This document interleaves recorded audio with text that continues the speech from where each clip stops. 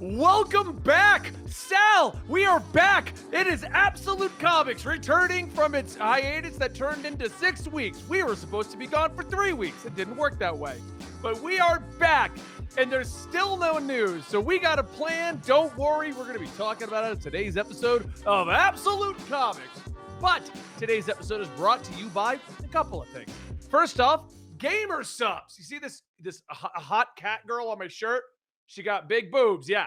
So you can get shirts like this, or you can get cups of those on them, or, just get the actual energy drink, which isn't really inappropriate. Like I got Muscle Beach Body right now. No, this one, Muscle Beach Body's a new one. It's a fruit punch. This is a blue raspberry. But you can get them caffeine oriented, or you can get them caffeine free. Either way, the brand is great. We've been working with them for a while now. If you want to support the show, grab yourself some GamerSupps. Great drinks. Also, check out our other sponsor, Shortboxed. It's an amazing app to help you lock in your collectability or collectibles, however you want to word it. You go in the app, they help you figure out a great way to get your collectible comic book, your CGC graded comic books. If you use StockX for shoes, use Shortboxed for your comic books. They've been with the channel for a while. Go check out our community page. We just posted up the contest that is currently ongoing to get yourself $100 at Shortboxed. And lastly, today's episode is also brought to you by Sal over on Comic Pop. So yeah, make sure you go to Comic Pop. I want to throw a curve. Go there, subscribe for God's sake. Yeah, that'd be great. That'd be amazing. But Sal, we've been getting a lot of requests for some old guests, old friends to come back. It's true. We've been getting those for years. Yeah.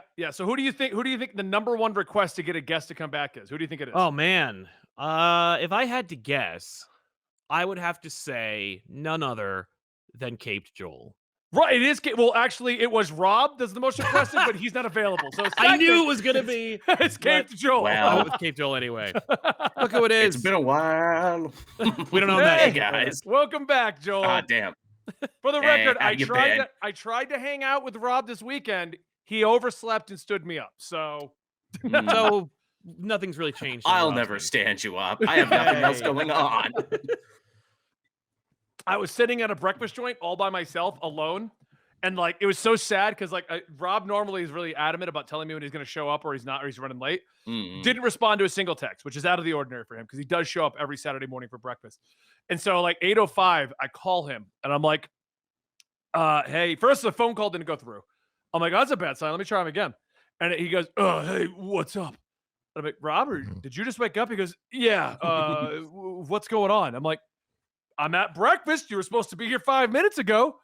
He's like, "Shit." I'm like, "Rob, you're not going to make it before they want to kick me out of here for sitting by myself. So let's just meet up next week."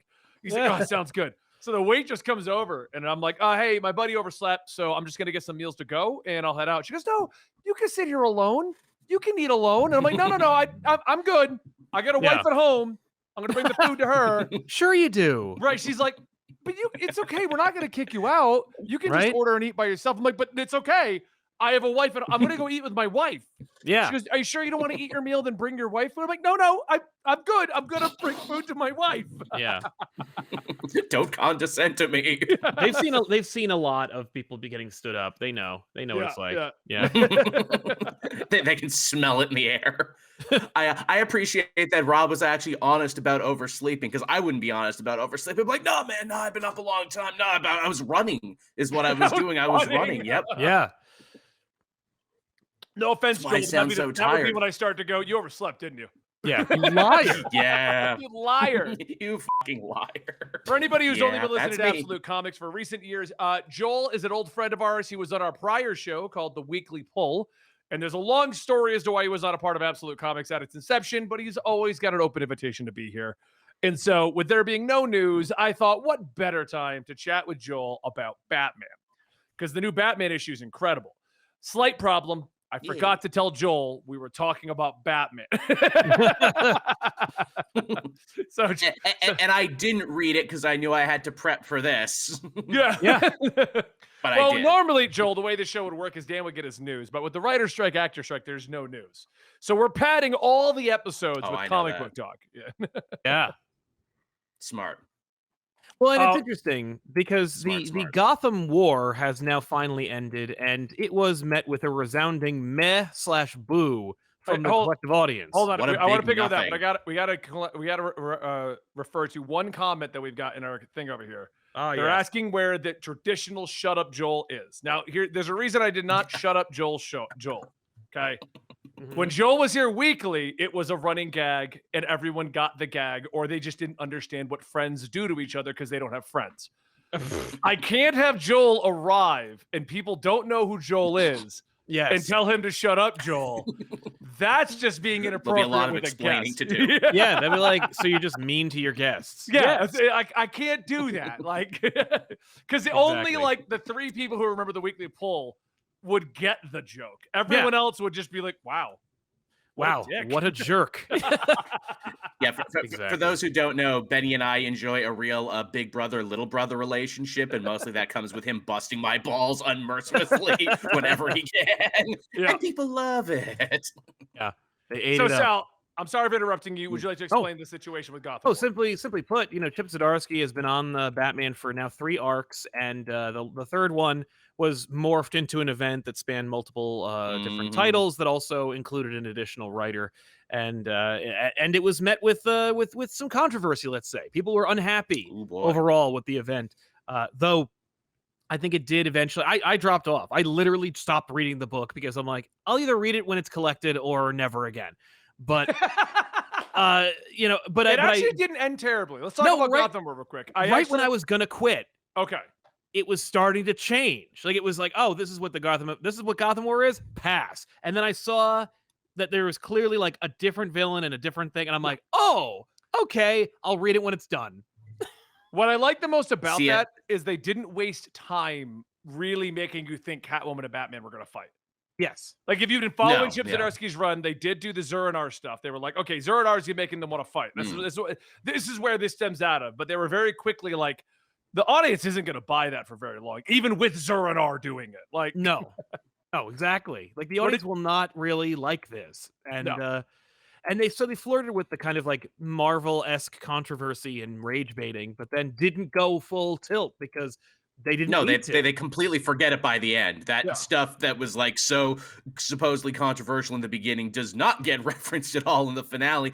And then they just kind of blow up the Bat Family status quo for what I personally felt was no reason. Was there any problem with the Bat Family status quo as it was? Why did they feel Batman needed to be a weird loner again all of a sudden? Well, that's been Zur-En-Arr's directive since Zur-En-Arr Yes. took over back in Failsafe, that he felt the Bat Family was what guess. was weakening Batman. Yeah. So this whole thing was just a way to separate them, kind of restart the Lazarus pits. yeah. You know, Mm. Yeah. did you enjoy Gotham War, Joel, or were you like, I for one enjoyed it. It has issues. I'm not. I blind, liked but I yeah. liked parts of it. I felt the ending was pretty slapdash. The thing I liked the most about it is probably something that they're never going to refer to ever again, and that is this idea that Catwoman at some point in her history enjoyed a mother-esque role to the younger Robins. Nightwing has a whole story being like, yeah, you took us to the opera one night and you got me a Shirley Temple. I'm like, oh, that's interesting. How have they never tried to explore that? Because you figure if Catwoman is coming in and out of Batman's life romantically for decades, then she must have spent some time with the young Robins, Right. but they only reference it in this story, and they'll probably never reference it again. Yeah. I agree. I thought that would be a lot more fun if they had further explored that. And you're right, they never Right. will. Yeah. Yeah. I know you guys, because the comic just came out today. I have one thing that I was excited came out of this. How did you? And I'm going to spoil a small little thing that happens because it happens in 3 panels in a new comic. How did you feel about how they treated Jason, the serum from Batman, and how he can't fight and things like that anymore? Well, it's funny that they make it this big deal, like, oh, he did invasive brain surgery to his son. He'll never be the same again. And then he breaks the control of it like twice. So clearly the mind control ain't worth shit. Yeah. Well, for me, when it happened, I went, well, they can. It's a serum, right? Like they could just reverse it. Mm. They did immediately. It happened today. They did not go. I thought they would give Jason one arc where he's dealing with overcoming Same. his fears. Maybe one issue. It lasted. It got to the next comic he appeared in, and Joker fixed it. In the Okay. finale to The Man Who Stopped Amazing. Laughing, Joker shows up. If you've been following, fake Joker showed up. That we now know who's who. Fake Joker showed up, and he goes to Jason, and he's like, "Oh man, that's really terrible what he did. Hold him down." here's Joker toxin. Don't worry, I gave you a small dose. It's gonna counteract the effects of Batman, and you're back to normal. Like, it was like 3 panels, and it's over. Good. Yeah, but Matthew Rosenberg really seemed to show a fair amount of disdain for the events of Gotham War and what it was doing with Jason, because he doesn't even like regard any of it in the tie-in series to Gotham War he was supposed to do. I read that first issue. He's like, nope, screw you. Jason's looking for the Joker. He's doing his own thing. I don't care how they characterize him in the other stuff. No, you got to read issue 2 because it wraps it all into that. Did you read Does issue it 2? actually? Yeah. Did you read No, issue I 2? didn't. Does it actually? I didn't read it. No. Okay, so issue 2. I only read the most recent Batman. That's issue 2 of Red Hood is great because that's what we discover the Joker's trying to save Jason. Okay. We don't know which Joker is the one who does it. They don't clarify that. But basically, the second issue, half of the issues wraps up all the stuff from that first issue. And then Jason ends it with, hey, Ravager, I'm going to go look for Scarecrow, but I got to go do this other thing, this Gotham War thing. I'll be back in 24 hours. Right. Yeah. So he goes off and does his appearance where he gets injected with Batman, doesn't arrive at the rendezvous point. Ravager starts to panic, calls Marquis and all them, fills them into what's going on with Jason. That's how we find out that they discovered what happened to Jason. It was Ravager calling them in. Then Jason goes and does the fire thing. But what we discover is a missing segment from the Batman story. Because in the Batman story, Jason goes in with a little kid and then gets pinned by the beam. Right. He gets pinned by the beam because of Scarecrow and Joker. So he goes in, gets the girl. He's trying to get out. Joker confronts him. He starts to fight Joker, but can't because of the serum. Joker arrives to save Jason. He's like, unhand that vigilante! And the Joker and Scarecrow go at it for a few panels until Joker forces Scarecrow to run away. And then Joker's like, I'm going to save you now, Jason. And the beam falls on him. He's like, you are so unlucky. Well, overbearing parent figures are on their way. I got to go. And he leaves. Wow. So Rosenberg actually made it fit with his series. Okay, well, that's good to know. Good for him for making it all fit. And then in issue 12, he goes to get Jason with the cure, and he gives it to him immediately. Which I was disappointed in, though, because I'm like, you just immediately fixed Jason. You didn't take any time exploring this. Oh, no, they didn't explore anything. And that's probably the most annoying thing to me about Gotham War. It's like, oh, there were interesting ideas here. There were possible status quos you could go with. Like the fact that Batman and the cops were against each other because for some reason, Question forgot that she used to be a superhero for a bit. They never come back to that. The newly rebuilt tension between Batman and the GCPD, that never gets referenced again. No, well, like, why? It's just more crap. You know, it's just like, I don't know. I am so tired of the like phony status quo changes and like baloney nonsense. Like I appreciate the idea of like of seeing Batman kind of like doing the solo act, but it's always at the expense of something. It's never just like, Batman's like, you got to blow everything up. You got to make it a big thing. And if you're going to do that, at least make it look good. But the last chapter, oof. The Gotham War resolved in such a weird way. It did. It really did. We had 2 fake deaths. outs. That's what got me. Yeah. Right. Yeah. 2 fake deaths. 2 fake deaths. And which are immediately resolved. It's not even like they went an issue. The same thing with the Jason thing. Like, no. They didn't even go an issue where you're like, oh, maybe Red Hood's dead. Oh, Joker found him. No. It's literally like Jason, like a few panels later. Hey, man, I'm fine. Yeah. Yeah, I know I kamikazed the whole Batwing there, but I'm okay. Yeah. Right. No hair off my back. You know what? 3 fake out deaths because Vandal is fine too. Oh yeah. Oh well, that would you kind of assume. No villains. Yeah, because he's friggin' immortal. Yeah. I'm kind of surprised Ra's al Ghul stayed dead this long. Yeah. Right. No. Actually, no. He's not dead. In one of the Lazarus Planet tie-ins with Flatline, he's alive and he's training her, but they'll probably never reference that again. Yeah. So I want to talk about that before we go into Batman 137 or whatever one came out today. 139. I don't recall. Look it up. But you guys have been reading as much DC as I have, if not missed a couple of issues. One thing I'm loving about what DC is doing, and they do it very heavily in what's going on with Batman, Gotham War, with the Joker book, with all these. No longer are we just telling stories that are interlinked. They are directly referencing what is happening across the board, even if it's nothing but a quick one-off mention, which is all I ever wanted. Like they're referencing things that are happening across, and they're forcing them to link up. as opposed to the old It's way. rewarding. It feels good. It does. It feels good because it's like, oh, I read that. I know what they're talking about. Like, there's a comment in the latest Batman from Joker. Like, we'll go into the full comic in a second, but he makes the comment of, oh, Batman, I'm back. I've been having a bit of an identity crisis. If you're reading The Man Who Stopped Laughing, you know what he's referencing. You know what's going on. Yeah. So how do you feel about them actually keeping tabs on things, even if the references sometimes feel very heavy-handed? Like, sometimes they do. They're like, when Superman was like in the middle of Night Terrors, and he's like, well, got to go talk to Supercorp and my arrangement with Lex. Oh, okay, Superman, this is what you tell everyone? I mean, that's what they do. Like, you know, for them, they're like, it's my company. yeah.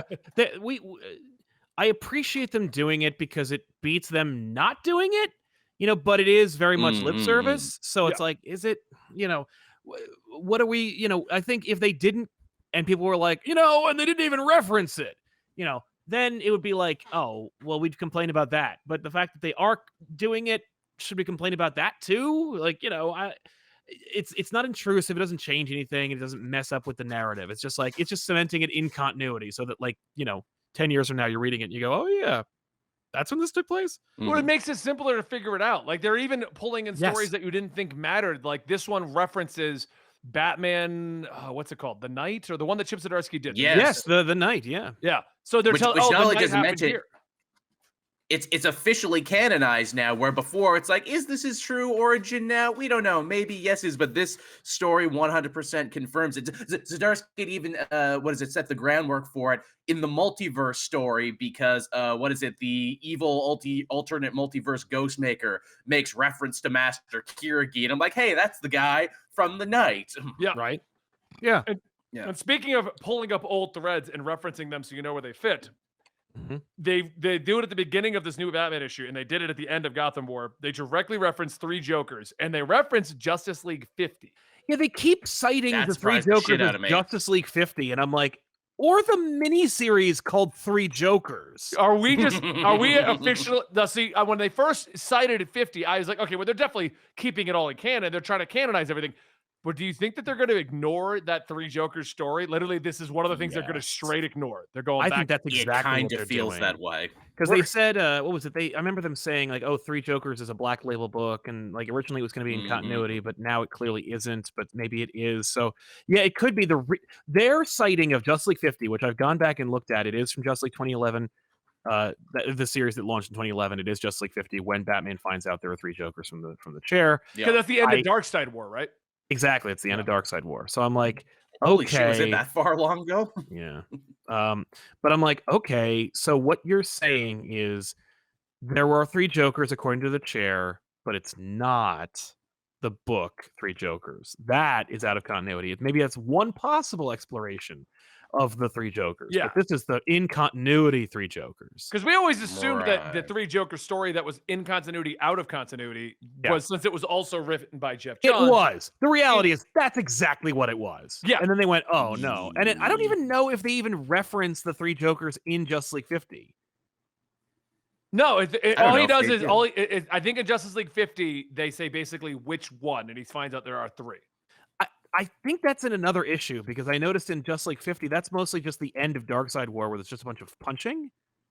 Okay. I don't remember Batman actually saying it in that one. I'll have to look back and find it. I'll pull it up right now while we're in here. Right? I guess it also kind of works too, because even in the Jeff Johns 3 Joker story, they give no actual reasoning as to why there is 3 Jokers. Joker even says, if you're still concentrating on the 3 Jokers, then you're not really paying attention. Right. Yeah. By the way, they don't reference where it came from. So yeah, you're not wrong. You should also remember that at the very beginning of the Zdarsky run, there are 3 Jokers. Like 3 Jokers attack. So not that that's right. It's a vision that he has, but it is it's still 3 Jokers. Oh wow, I didn't even think about that. I'm looking at Justice League 50 now to see where the reference is. It's at the ending if it's in here, right? Yeah, I'd have to. Well, I assume. But yeah, so oh wow, for the record, I just saw an advertisement in here for DC Rebirth. Oh boy, when that drops, it's gonna be real exciting. It's gonna be big. The buzz is really good. Yeah, this isn't the moment, right? So like, which Justice League 50 from the 2011 run is just the big fight. Yeah, there's no direct reference. No one says anything about three Jokers. Did they get that wrong? I think they did. Oh, wait. Hold on. Okay, I see what happened. The issue's double-sized. There's a bunch of extra shit in here for Oh. DC. Yeah, it's all in the back. Oh. Right, so you got to go Okay. earlier than that because technically the actual story ends. On page 40, Hal Jordan is asking him what Nick, because it says here, you researched the Joker and asked the chair his name. What is his name? And Batman goes, it didn't give me a name. And he says, what did it say? It said there were three Okay. Jokers. What the hell does that mean? I don't know yet, but I'm gonna find out. Okay. In a couple of years. Yeah. A couple? Because even that three Yeah, Joker more story than was a what, couple. 2019? Right. Yeah, it took forever to come out. I remember that was the big thing. It's like, oh, it's finally out now. Well, Three because Jokers. So immediately to have them following- referencing again. It was 2020. Immediately following the announcement of three Jokers, Jeff Johns moved into the movie side and then was one of the people that got like the scapegoat for, oh my God, everything's terrible and it's his fault. Yep. And then his whole relationship with DC just went south from there. Yep. Mm-hmm. And now he's back, it seems like, because adding to what I started this portion of our conversation with, if you've also been reading Justice Society of America, which totally felt out of continuity, Flashpoint Beyond to Justice Society. Sure did. They were like, that's not a part of it. It ends with to be continued in Dawn of DC, and now we have individual books for Justice Society in the Dawn of DC. Yep. Yeah. So there has been some mandate that everything has to line up. Right. Yeah, and those Justice Society books and that Stargirl book are wild too, because it's all dealing with like alternate timelines and walking time paradoxes. I love Jeff Johns has made multiple characters who are living time paradoxes. Now Helena Wayne Huntress is also a walking paradox. Yeah. And we've also had a book. It was the Batman Catwoman series from Tom King, which also features a Helena Wayne, but it's definitely not that Helena Wayne. So there's two Helena Waynes from the multiverse. Like, all right, Jeff. And like, look, no one's playing with Jeff. Like, Jeff is just like, here's something, you're welcome. And then no one else picks it up. Like his, the closest thing we got was like Flashpoint Beyond, where he paid off his JSA exploration time bubble Rip Hunter stuff. Yeah. But I think I saw like a couple of references to at least physical images from it. Like, they referenced the Batman from Flashpoint in Justice League Incarnate / Dark Crisis. Like that's the closest. Well, yeah, because got. because he gets sent from the end of that Justice League Incarnate book to Flashpoint Beyond. That's right. So technically, which technically, Justice League Incarnate's not even paying reference to Jeff Johns. It's No. literally just Jeff Johns being like, give me that back. Give me my toy Yes, back. that's exactly what that is. That's absolutely what it was. And you know what? I'm going to say it. I thought Thomas Wayne was a lot weaker in Flashpoint Beyond because they do away with a lot of the actual character growth that Williamson had given him in that series where he became kinder, gentler, softer. Then they just dropped him back in his own universe and said, hey, forget everything you learned until you learn it again. I get a very strong impression that Jeff Johns doesn't like Batman.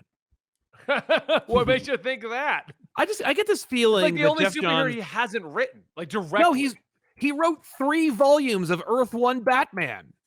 But not normal Batman. He did his version, is what I'm saying. I know. No, he's in his version. What are the hallmarks of a Jeff Johns Batman? He's suspicious. He falls down. He's clumsy. He's stupid. Yeah. He's a child's interpretation or a child at play. That's what he is. And it's like, okay. And and of course there's also rumors that Johns like doesn't like Watchmen, and he's much more of a booster for Superman. And I love Superman as much as the next person, but I do get this impression that Johns is like it's not enough to build something up. We gotta tear something down as well, or I gotta put my very popular stance on it. At least we can revel in the fact that Johns's brand has significantly diminished over the last 25 years. Yeah, but I mean, if his influence is not there. Yeah, but if you've been reading his stuff, it's pretty incredible. If this goes somewhere, It has been. Yeah. I mean, And he's in his wheelhouse with even Justice references Rip Hunter, the Time Curve, I know, and the globe. They're like, no, Batman, you still got that globe with your dad in it. Yeah, in his own continuity with his own stuff. That is pretty interesting, and no one's playing with him, and it's not selling great. Well, yeah, it's not selling. Oh, is it not? That's a shame. I'm mean, it's not, surprised like- that it got spinoffs. I mean, of course it did. He's like a subcontractor for them. Remember, you got to hire him. Like Johns doesn't technically work for DC. Johns is a subcontractor for DC. They hire like his studio, which is just him, and then his and it's almost like they have like a lease agreement where it's like you can lease our characters and write stories about them through your studio. But that doesn't leave a lot of room for him to like collaborate. It's just a lot of. We're also it's not like it's also not like we're doing much with these Golden Age JSA heroes anyway. So sure, go nuts, do your thing. Remember that big mic drop where it was like, here are all these amazing new Golden Age characters like Red Lantern and stuff like that, and it was like, oh yeah, okay. The only one I even found and mildly the interesting was Lost Red Children. Lantern. Yeah, Green Lantern. Did Salem, Green Lantern the do anything Witch with Child? it? Yeah. No. No, I mean, I genuinely, I haven't picked up any of the JSA book because I'm like, is it in continuity? Does it matter? Well, I mean, it seemed like it was out of continuity until it resolved. Yeah. And then it left with now we're. I have a feeling when he was contracted, it wasn't. Because since Joshua Williamson kind of took over the like overarching plan, DC has very much been linking everything together. And I feel like there was like they both came in at the same time, so they were kind of doing their own things. Big time. Yeah. And Jeff John's like, all right, fine, I'll make it say it's in Dawn of DC now. Fine, we'll just put it there. Right. Yeah. I mean, there's a big moment where Huntress says, "Oh, and my mom and dad will be fighting soon in the Gotham War," but I can't tell them that yet. Right. I did see that, but I was like, wait, so did the Gotham? What universe are you from? Like, are you from time? Are you? Is she inevitable? What are you suggesting? And look, there are two huge, gorgeous-looking, overhyped books that came out from Jeff Johns: Doomsday Clock and Three Jokers. Neither of them matter. Neither of them are really firmly in continuity. Fool me once, shame on you. Fool me twice, shame on me. Fool me 3 times, eat my ass. There's no way I'm going to buy another one of your books that like looks great but doesn't matter. And not like, look, I'm the first one to say like, what do you mean doesn't matter? How dare you suggest that a book that's great or is well written or well drawn doesn't matter? But these are not the efforts. Most of them are not the efforts of telling like a genuinely good story. They're trying to like establish something. This is Jeff Johns like posturing. This is him like puffing up his chest and going like, ladies and gentlemen, here's what the DC universe looks like from my point of view. And I'm like, that's cool and all, but like, so, like at the end of the day, what does that mean? What's the story there? And he's like, what are you talking about? I already told you. Look at all these new characters that are actually old characters that remind me of things that I was reading when I was a child. And I'm like, but why should I care? Right. No, I mean, I agree with you. It's funny because we seemingly are dropping Three Jokers from any chance at being continuity. Oh, yeah. Are we going to wrap Watchmen in at all or Doomsday Clock in at all? Or are we just I doubt it. Also ignore that one? Well, oh, no, I'm sorry. It's funny because Doomsday Clock is firmly in continuity because Scott Snyder played with it, but rendered it a joke by making the Dr. Manbattan. Oh, yeah. Doctor. Oh, that's right. Oh, that one takes me. And then Williamson did it away in Justice League Incarnate and went, no. Perpetua was never one of the big Crisis villains. No, was not part of the creation myth that I have built right here, right now. Yeah. No, Perpetua's in the big montage. Like, she is up there with Extant and, Monarch. Like, all of them are standing shoulders. She's in the lineup. It's just that she's not nearly as important as the Great Darkness. And then it turns out the Great Darkness isn't real. And it's like, oh, okay. What wasn't even the real Great Darkness? I forgot that's how Dark Crisis ended. Yeah, lucky us. But but it looked cool. It's so weird. I do like when they reference that. I think what was it? They referenced something recently. 2 of the heroes were like, "Oh, we haven't met up since that Dark Crisis thing." Yeah, I always like that. I always like when they go like, "Hey, remember that thing we were in?" And they're like, "Yeah, I guess." All right, so let's move on to the big topic of the day because oh my God, is this issue incredible? Yes. So the argument with Chip Zdarsky's run. You know what I find funny about this whole Chip Zdarsky discussion with Batman, going back into where we started this whole thing. Yeah. Everyone is now okay. Failsafe dropped. Everyone was toting how amazing Chip Zdarsky's Batman was. Greatest thing ever. Multiverse issues drop. Everyone starts to fall off. Gotham War drops. Now the tone of the internet has gone, Chip Zdarsky's whole run is garbage. Why are we even toting 100%. This? So bad. I'm like, where you guys Do you remember? You forget what you said when Failsafe showed up, Right? Passions run hot and cold on the internet, and they especially run hot and cold within the comic book sphere. It's not, hey, what have you done? It's what have you done for me lately? Yeah, exactly. I could not believe that Joker is in this already. Yes, like, we got Joker. I know, again. right? So early. No, I don't think it's early in context of Joker's last appearance against Batman. Okay, Gotham War was like 2020, 2021. Right. Because everyone, and myself included, War. people forget like how much time has actually passed in the world of comics. Right. Like people are like, oh my God, they just killed Alfred. No, they killed Alfred in 2019. Yeah. Like, no, too long ago have they killed Alfred. Yeah. Like it's been 5 years. I just made a whole video talking about like everyone's like, they're going back to the status quo. My whole video's point was, let's look at Batman. What is your status quo for Batman? Because they still reference elements from New 52. Yeah. And Batman has been moving forward. The closest thing we've had to a Batman status quo change was Rebirth. That was the closest thing we got. And even that depends on what you consider status quo. Is it Batman and Robin? Is it Batman solo? Like, depends on what you think it is. But don't forget Gordon was Batman 2 for a minute. That was a pretty big status quo change. And they still talk about that occasionally. They just kind of name drop. Hey, Gordon, remember when you were Batman and you looked young? Right? Yeah, you look a lot younger than you ever do anywhere else. Yeah. Was working out, man. Got a good skincare regimen in. Yeah. But I kind of like the idea that Joker's come back because we had Joker War, and then Joker technically hasn't gone away from DC's lineup since Joker War. No, he hasn't. Because he went to the South where he was getting eaten by cannibals. Right. Oh yeah, that was fun. I like that James Tynion's weird gothic Joker series. Yeah, and then Joker was fighting Joker, which was also a hilarious way to look at it. Which at a certain point in the story also had 3 Jokers. Yeah. Wow. They had a Clayface Joker, and then we had the Joker that he made, and then we had Joker. Right. I kept meaning to read that Matthew Rosenberg book because I like his stuff. Yeah, but they're not. They're 3 Jokers. Those are different Jokers. Yeah, I do want to. I'm going to pseudo spoil the ending to Matthew Rosenberg bombs whatever his run. They never officially tell you which Joker survived. Interesting. Well, but the Zdarsky run tells you. Like, the Zdarsky run, the good one. Yeah, the one you like is the one who's still around. The right one won. Yeah. Which it felt just the ending of the Matthew Rosenbaum book was just like, that's perfect. Don't ever tell me who survived this whole thing. I know. Can you believe? I'm just thinking about like poor Jorge Jimenez and how it's like, good, Jorge Jimenez, you're here. We're gonna do a Joker arc now.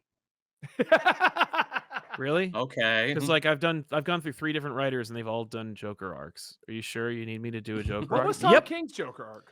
No. Well, Tom King had Joker show up during the prelude to the wedding, as I recall. Yes, and of course that whole thing in the church. And of course the war of jokes and riddles. Oh yeah, you had him in that. That's right. Yeah. But no. I mean, like, God. So Joker shows up. I'll give people the rundown. We pick up at the end of Gotham War. And if you read to the end of Gotham War, Riddler tries to surprise Batman with the riddle of there are 3 Jokers. And Batman goes, I know. I read Justice League 50. And just like I knew the meteor was there the whole time. So this issue picks up where we left off from Gotham War. Batman is in the Brownstone alone, no access to the Bat Family, no access to the Bat Network. He's worried that the Bat Family may come by and try to shut him down fully. So before that fight potentially breaks out, he's going to go stop the Joker. Right. Which, very conveniently, the Joker commits a crime immediately after deciding he's going to stop the Joker. Yep. And that crime. Yeah, and that crime is very much like, we're going to have our big showdown. Here we go. Like, okay. Now, I liked the Joker's reasoning behind that. He actually explains it in the discussion where he's like, I recently had an identity crisis, and now is the time to end this. Like, okay, all right. Yep. If you've been following what the Joker's been doing, it makes sense that he's just like, screw it, I'm going to fight Batman now. All these other people are trying to... He had a whole showdown with Manhunter, which the whole time was just him going, who are you? Stop chasing me! I mean, honestly, for Joker, it's like, what else am I going to do? This is who I am. I fight Batman. Like, okay. So the issue goes through with Batman doing very Batman versus Joker moments, fighting against the stuff, tracking him down. The big reveal at the ending is, first off, I want to state, I forgot Joker knew who Batman was right now because of Joker War. Right. Did you remember that? Yeah, I did. I was like, oh yeah. It was more like a moment where he's like, he calls him Bruce, he said the thing, and I'm like, This is the third time that I have seen the Joker set up a very elaborate sequence in which he wants to remind Batman that he knows who he is. Like, remember when he creates Duke in the Snyder Run? Oh yeah. Remember Oh, when yeah. he set up the Monarch Theater in Joker War? And now this. Ooh, yeah. I also knew immediately, like when you're reading this book, it's like, oh man, and then he's like, oh yeah, there was this woman and her dolls, and I'm like, there's gonna be a throne of dolls like in Killing Joke, isn't there? It sure was. Oh, there is. And he's Oh. wearing a white suit too. Just play the hits. Just Yep. play the hits. Don't do anything And original. And Just he's play wearing the a damn white thing. suit. Do the same thing I Well, saw you a know, million times. Well, you see, like all aging comedians, Sal, the Joker has to, really lean back on his old material because no one wants to hear the new stuff. Right? But I love it. He's walking through the dollhouse, and I'm just like, yeah. And then it's like, oh yeah, the night. I'm like, moving on. And then boom, there's that throne of dolls, and I'm like, oh my god. So, yeah, I don't know. It's weird. It's interesting, but what is a bigger spin? Not just that it reminded me that he knows who Bruce is. Immediately, we just reveal that, but he seems to know who Zur-En-Arrh is. Well, he does because he fights him. If you read the backup of Failsafe, there's a great, there's a really great story where, like when Batman of Zur-En-Arrh like basically faces Joker. Yeah, it's just that. Like, it's just like. But yeah, he does. And Joker loses his smile in that story. But I don't remember him revealing that he's not Batman in that. Maybe he did, because I remember reading that where he uses the gun on Joker, and Joker's like, "Who are you?" Yeah, no, Joker, as I recall, the whole reason why Joker can't smile is because he's like, well, if you're the crazy one, then I have to be the serious one. Right. Because originally I was the serious one. Because originally I was the crazy one. You're the serious one. But like, I just found out you're nuts because you have like another personality that you created to fight me or something. Like that's pretty crazy. And I'm like, yeah, that is. This whole Zur-En-Arrh plot is like, why are you doing this? I'm still kind of waiting for like the other shoe to drop as far as Zur-En-Arrh. Like, 3 arcs of people going like, "Hey, Bruce, the Zur-En-Arrh thing's getting out of hand." No, it's not. It's enough. It's like watching every episode of freaking Loki, where like every episode Loki goes, "Hey." I'm like, that's 20 minutes of the show is people going, wait. All right. The weird thing about this, it made me lose a train of thought. I had a thought process. Let's let it go. I don't remember what it was. We're talking about. You can't tell me to wait. I know. That's how affecting it is. It's really. Shoot, what was I gonna say? I'm sorry. Oh no, the Zur-En-Arrh thing. The problem I have with the Zur-En-Arrh thing, I like it a lot, but this is the ending has to sell it, or this whole run is garbage. Yeah, 100%. This is true. He is putting all rest on the ending. Every arc in here past Failsafe has been about Zur-En-Arrh changing how Batman acts. Yes. So that when that last shoe drops and we find out what is going on, he's going to sell the whole run. Yep. All of it's going to go down to that. If it doesn't sell the run well, all of this is a waste. Because Gotham War, he acts that way because of Zur-En-Arrh. Multiverse, Zur-En-Arrh's affecting him. Right. So now fighting Joker with Zur-En-Arrh. When we find out what Zur-En-Arrh, because our theory is right now, Joel, that it's like a symbiote thing in his head that he picked up somewhere. Interesting. That it's not, because it's not just one Zur-En-Arrh. Well, now it's not just one. There's so many of them now. Which, like, what? Like, I remember him going to the multiverse and like multiverse. Because and I thought it was like Batman infected them with his Zur-En-Arrh-ness. Like, none of these Batmen we see at the end of this issue had Zur-En-Arrhs until the real Batman met with them. Okay. That was the implication I got from this, is that, like... But now it looks like they've pitched a ride with him. Yeah, so maybe Zur-En-Arrh is more of a virus instead of, like, a symbiote. Yeah. Because I'm leaning into what you're saying, Sal, that you think there's... that when it first starts, it's a backup personality. I don't think it's a backup personality anymore. It has too much power over Batman. Well, it also makes Batman look like a friggin' idiot who, like, is responsible for the whole thing. Like, you can't have Batman destroy the entire Bat family and, like, act like a psycho throughout his entire run and have it be like, yeah, because he's an idiot. Because he lost control of himself. Like, I've also read Brother Eye. I've seen him lose control of himself and like fall into his own hubris. Like, I don't know. I am so sick of like this, of a lot of this. Like Batman being sentimental, but also super like covetous and secretive. Like we did the whole like 2000s run where he's like, I don't trust anybody, and I'm gonna make it a secret orbiting satellite that's gonna kill everybody, and then it's gonna like blow up in my face. I'm gonna Tower Babble this whole damn thing. It's like, all right, we saw that. It's done. And then like we had the Snyder era where he's like, I love you, I love Alfred, I love my sons, I love all of you except for you, Damien. And I don't know if you noticed, but Snyder's Damien does not appear much. No, he doesn't. He does not.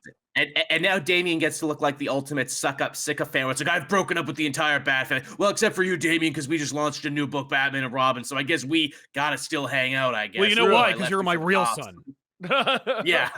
Like, I do like that Chip others. Zdarsky set up Tim as the Robin while Damien's doing his own thing. I know. And then Joshua Williamson watches Batman and Robin with Damien. And it's like, now I'm just confused. Well, you know why that happened? I mean, like, you could tell that was going to happen from the arc. Like, from the jump of the Zdarsky run, he's like, Tim's Robin.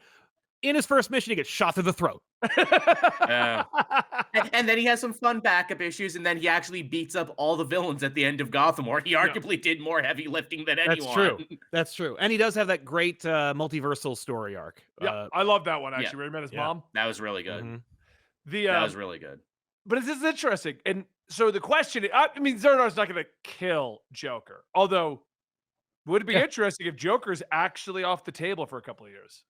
I mean, wouldn't that be nice? nice? Two other ones, he has apparently. a movie coming out next year, so I don't think he will be. I doubt it. But you know what they could do if they didn't want to, like, they don't have to put him in the friggin' main book. They could do another Black Label book starring Joker. I think there's only 4 of those.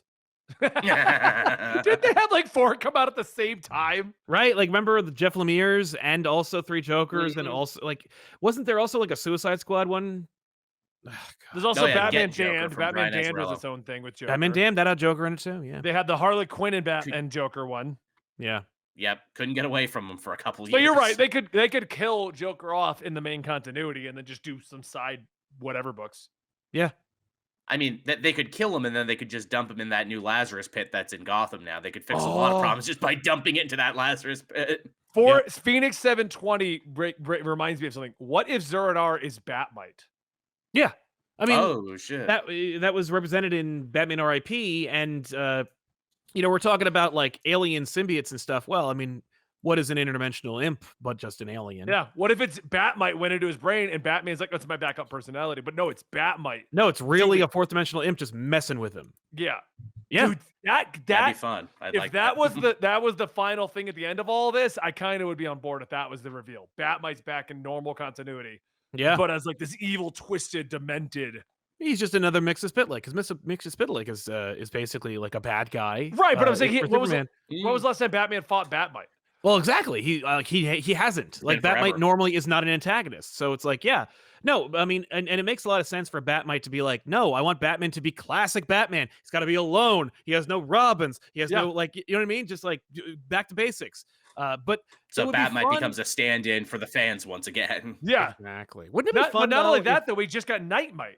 So like they just reminded us. Who I love Nightmite. Nightmite's amazing. Yeah. Nightmite's amazing. He's great. Awesome. He's so much fun. Yeah. That Taylor run is great. I actually just got caught up on his Titans too because they're laying the groundwork for Beastworld, the next big event. Yeah, we can't have too long in between events. Maybe you know this because you follow Green Arrow Titans more than I think Sal does. Is Nightwing in Beastworld? Because in Nightwing's book, he's going off on a pirate adventure. Is he in Beastworld? The timeline on that is weird, right? Because he is both hanging out with the Titans and also is on a pirate adventure. I mean, I'm sure he'll be back in just enough time. He just comes right back. Oh, Beastworld's happening tomorrow. All right, I better go do that. Yeah. I feel like Nightwing is turning into Wolverine. He's just showing up everywhere now. I mean, that's what happens when you're filling Batman's shoes. You got to be everywhere at once. It could be worse. Could be like John Kent, Superman, who literally his last series ended, and it's like pick up with him again in Beastworld. So he's just been sitting outside. What is it? The Justice League Hall, just waiting for that event to start. Yeah, dude, you're not wrong because like he apparently with his Injustice adventure, which was terrible because they didn't have any ramifications for that. Nope. He came back and they're like, next time is Beastworld. And it's right in the middle of Night Terrors. Yeah. Yeah, I know. What weird timing for some of these characters. Yeah. But at least they tell you where he is. Oh, okay. Yeah. So Night Terrors, he just wasn't here. Okay, there. Wasn't Problem here. solved. Yep, he He was missed busy. it. Yeah, he missed it. That's Missed all fine. the fun. Yeah, I'm not hyped for Beast Wars. Beast World. I really have to struggle to not call it Beast Wars too, Sal. I'm not Right? gonna lie. I've had to make so many edits where I call it Beast Wars. Beast Wars. It's not bad. It's interesting, like the way that DC's handling everything. It's all being interlinked. Finally, main storylines are allowed to continue. Big, all line-wide events like Night Terrors can happen, but Yep. then minor miniature events can happen like Gotham War and Beastworld. And then we're gonna jump into the next big event, which I think is like what, January, February right now. I don't know. Have they even said? I don't know. I mean, that's usually when they come out. Yeah. Yeah. It's just interesting that it feels for the first time in almost 5 years, probably since towards the mid to end of DC Rebirth, that somebody at DC is like, hold on, we have an interconnected universe. Connected. Yeah. No, I mean, and Yeah. that I feel And like that's the Williamson effect. Williamson is just like, I care about that kind of thing, and you know, I'll make that recommendation. I don't know actually, because like he's not editor in chief. And it's even in books you don't expect too, because I'm really liking Birds of Prey right now, and they're going to the Themyscira, and they're like, "Oh, you think this will be a problem? Apparently, Wonder Woman and the Amazons are now enemies of America." And I'm like, "Wait, is that happening in the Tom King book? Holy shit, it is!" Nice reference. Yeah, even that. I'm like, wow, all right, cool. But that's all I need, and I've said this before. All I need are those one-off mentions. Yep. I don't need you to give me a page explanation as to what's going on in Wonder Woman. You just say, like Joker, "Oh, I had an identity crisis. Wondering what that's about? Go read Joker, the Man Who Stopped Laughing." And that's it. Yeah, that's all you need. Yeah. No, I agree. Agreed. It's really smart. So what else? If you interest me enough, I will go and pick up those other books. I've been reading a little bit of everything. Gotham War thought was a little disappointing. Birds of Prey been loving a lot. Again, it's very close to filling that Secret Six hole in my heart. It's like, ooh, this is a funny, irreverent team of weirdos all bouncing off each other. This is good. I'm into this. Obviously, of course, Williamson's Green Arrow, which I'm all about because I love me some Green Arrow, and he didn't have a solo book for the longest time. Did it come back? Yeah, it came back. It did. It did, but it's coming back very sporadically. Okay, it's not really on a proper, because that's the only problem I have with Night Terrors right now. It just kind of like interrupted a lot of shit, and then I forgot it was happening afterwards. Sure did. Yeah.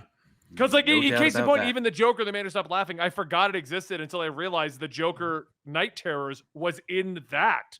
Right. That was a part of it. Yeah. No, it's great It's too. wild. Yeah, I like the Green Arrow run. Like, I don't normally read Green Arrow, but I was like, I'll give this a try. Yeah, I'll fill in the gaps. I have seen so much love he has given to the Kevin Smith era of the book, which I appreciate a lot. That's really cool. Yeah. So much to the point, I am 100% certain. I'm like, is the big villain going to be Stanley at the end of this? Is it going to be that demon from that run? Because he's made like several allusions to the Kevin Smith run, and I'm like, man, that's what it's going to be, isn't it? Yeah. I don't know. I would like to think so. That'd be kind of fun. It's going to be something weird because he's not going to do Merlin again. He's not going to do Dr. Light or any of those characters. It's going to be some weird, one-off. Yes. Which I'm fine with. I don't know. It could be it. Yeah, I don't know. That's cool. Joel, have you been reading the Spiderman Run?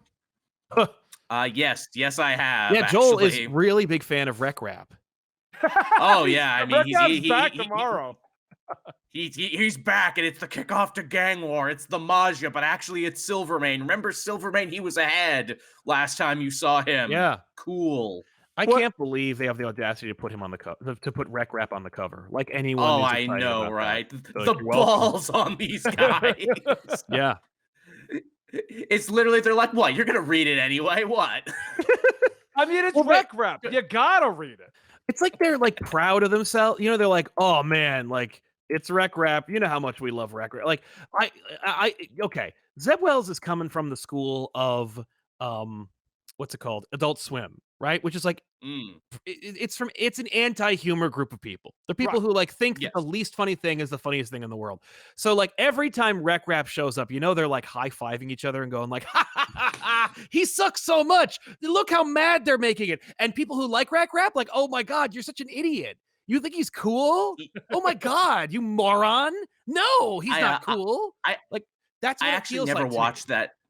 I never watched that show Supermansion that Zeb Wells had No, worked me on neither. before he got like really heavy into comics. But more and more now, it's actually showing up in my recommended page in YouTube, probably because I'm doing Zeb Wells stuff. I sat and I watched a compilation there, and I'm like, oh, now Rec Rat makes a lot of sense. Now the weird carnivorous sandwiches and the weird one-offs and everything make way more sense. See, I'm just not high enough to enjoy this, and it's not 3 in the morning. That's the problem. There we go. That's your solution, people. The problem was in me. Maybe it's, I mean, because look, I got to tell you, Amazing Spider-Man is the #1 selling book at Marvel every single month. It is. Yeah. It is the Yep. #1 People book. want to shit all over it, but it's selling. Right, like and It is. Does you know, great for my channel. right. Like, well, yeah, because the people who are vocal and who are perpetually online want to go someplace to complain. And then there's the people who buy it. And the people who buy it just quietly buy it. And I remember somebody moving the goalpost where they were like, no, you don't understand the completists. People who they're like over 100,000 people buy the book, never read it, put it into a Mylar bag and stick it in their box. I'm like, no, there aren't. No, they aren't. No. Not anymore. They're buying the book, they're reading the book, they're having a chuckle, and they put it away. Yeah. That is it. They don't go on Twitter, they don't go on Reddit, they don't go on YouTube. They're not going someplace and being like, hey, is anybody reading that Amazing Spider-Man book? Because it's really fun. I'm having a great time. Whoa, everyone's mad at me now. Like, that's just not happening. And maybe it's because they learned, like, I shouldn't express my opinion on the internet lest I be yelled at. You know, I don't have a vested financial stake in that in expressing my opinion on the internet, so I'm not going to bother. Right. But whatever the case, like, you know, yeah, I wonder. It's funny. Somebody in the chat mentioned Spider-Boy. Does anybody, like, I don't have any data to support this, but I assume Spider-Boy is like, who?